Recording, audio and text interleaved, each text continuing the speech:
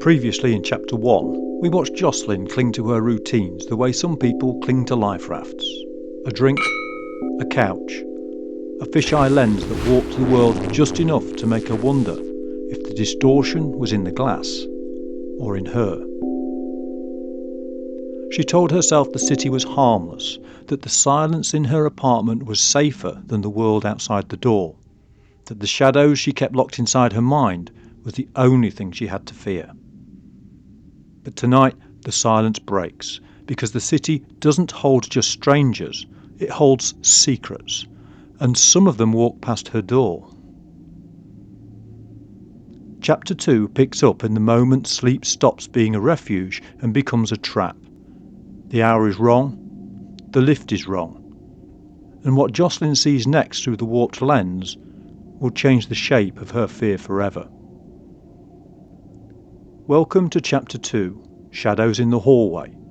Listen closely. The danger isn't approaching, it's already here.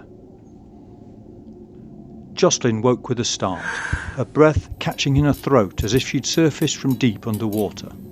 For a moment, she didn't know why. The remnants of sleep clung to her, thick and disorienting. The room was dark, silent, but something was wrong. Then she heard it, the lift chime. Her stomach tightened. The sound wasn't normal. She'd heard it hundreds of times, but never at this hour. She listened, heart thudding. A pause, then footsteps. Quick, deliberate. Not just passing through, not searching, carrying. A slow creeping dread slid under her skin. She slipped out of bed, her movements careful and controlled. The wooden floor chilled her bare feet as she stepped carefully towards the door, pulse hammering in her ears. Pressing her eye to the security lens, she scanned the dim corridor. Then, movement. Her breath hitched. A dragging weight. A body. A pair of lifeless legs scraped against the tile. Heels skidding with a grating screech, a dark smear trailing behind, thick and glistening in the dimly lit hallway. Blood.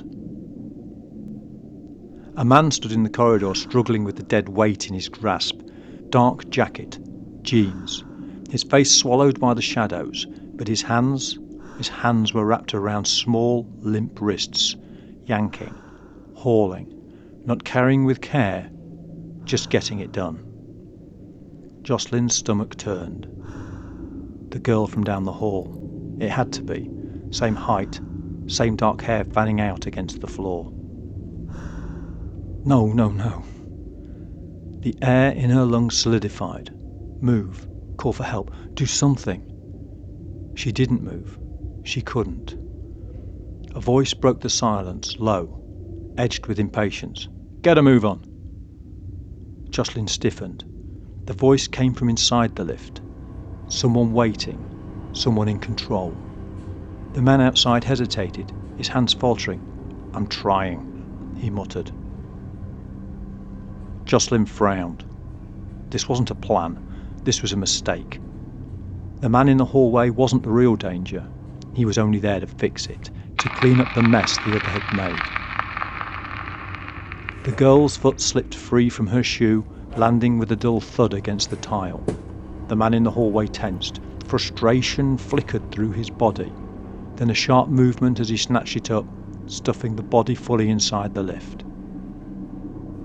Jocelyn moved them, just her fingers, just enough to reach for her phone. 9, she dialed. A burst of static crackled through the hall. Sierra 17 responding. Her thumb hovered over the call button. She froze. Police radio. Not an accident. Not some random crime. The men outside weren't just covering the tracks, they were cops. Her grip slackened. The phone slipped from her grasp, hitting the floor with a soft, sickening tap. Not loud. But the moment it landed, she knew. The hallway went silent. Then she heard movement in the hall.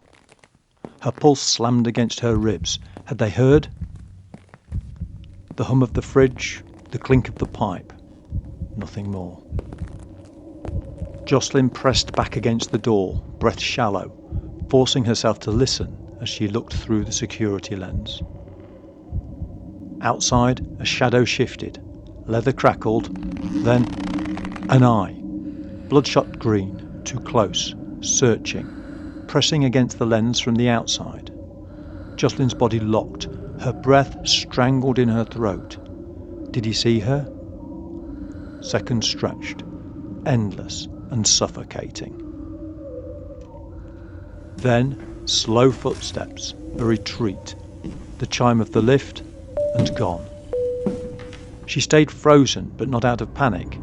It wasn't panic anymore. It was something colder, something worse. Who do you call when the monsters wear badges? Her breath came too fast, too sharp. She gasped, dragging in air, but it wasn't enough. She pressed a shaking hand to her mouth, slowed it down, control it. 1, inhale. 2, exhale. 1, inhale. 2, exhale. It wasn't working. Her limbs tingled, chest tight, dizzy. Breathe. Breathe. Breathe.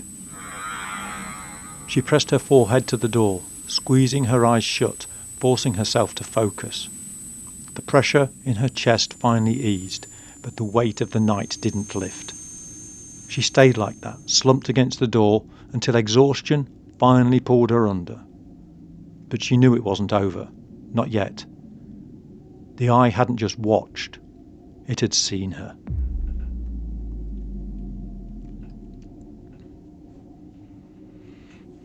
The hallway is empty again now. The lift doors have closed. The blood has been carried somewhere far away from her door. But something remains.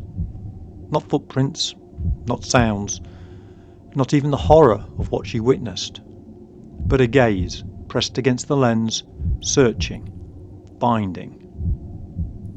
Jocelyn learned 2 truths she cannot unlearn. That danger doesn't always lurk in the dark, and that sometimes it wears a uniform you're meant to trust. She survived the night, but the weight in her chest is no longer about loneliness. It's recognition. She wasn't just a witness. She was witnessed. And as the next chapter draws closer, the walls of her safe, silent apartment will no longer feel like protection, but like the inside of a trap that's slowly closing. Stay close. The shadows have names, and they know hers now.